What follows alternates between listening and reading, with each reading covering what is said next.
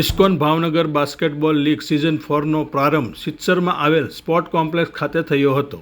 ભારતીય basketball selection કમિટીના અધ્યક્ષ શક્તિસિંહ ગોહિલના અધ્યક્ષસ્થાને યોજાયેલ ટુર્નામેન્ટના ઉદ્ઘાટન પ્રસંગે આંતરરાષ્ટ્રીય ખેલાડીઓ અને ટુર્નામેન્ટના સ્પોન્સરો અતિથિ વિશેષ પદે ઉપસ્થિત રહ્યા હતા. આ ટુર્નામેન્ટમાં ભાગ લેનારા 8 ટીમની માર્ચ પાસ્ટ સાથે આ ટુર્નામેન્ટનો પ્રારંભ થયો હતો. આ તકે ખેલાડીઓનું અભિવાદન આમંત્રિત મહેમાનો દ્વારા કરવામાં આવ્યું હતું. શક્તિસિંહ ગોહિલના પ્રાસંગિક વક્તવ્ય સાથે આ ટુર્નામેન્ટનો પ્રારંભ કરવામાં આવ્યો હતો.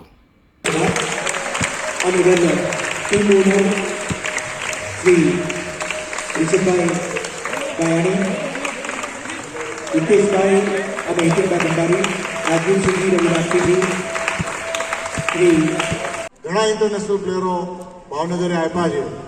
ભૂતકાળમાં કિરીટ ઓઝાથી લઈને 50 વર્ષ પહેલાંની હિસ્ટ્રી હું કહું છું. 50 વર્ષ પહેલાં પણ ઇન્ટરનેશનલ ખેલાડીઓ ભાવનગરમાં હતા અને ત્યારથી લઈને આજ સુધી લાસ્ટમાં મિરંદ ઇટાલિયા જઈને આવ્યા કે ભાઈ યોગેશ અત્યારે કેમ્પમાં જઈને આવ્યા.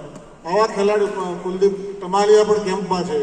ભાવનગરના અત્યારે 3 ખેલાડીઓ સિનિયર ટીમના કેમ્પમાં છે. એ ઇતિહાસ 50 વર્ષથી ચાલ્યો આવે છે અને હું એવી આશા રાખું કે આવતા 50 વર્ષમાં અહીંથી વધારે સારા ખેલાડીઓ જાય ઇન્ટરનેશનલ લેવલે અને દેશનું નામ રોશન કરે, ત્યાં સારું રમીને દેશનું નામ રોશન કરે એવા ખેલાડીઓ આપણે જોઈએ છીએ. એટલે ખૂબ મહેનત કરો.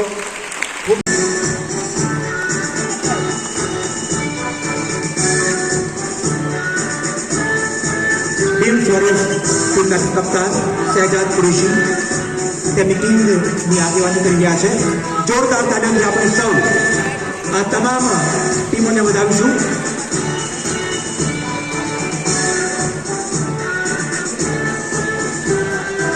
ટીમ ફ્લોરેન્સ બાદ કેરેક્ટરની ટીમ મુખ્ય મંચ થકી પસાર થઈ રહી છે. કુલદીપ ટમાલિયા આ ટીમના કપ્તાન જેઓ ઇન્ટરનેશનલ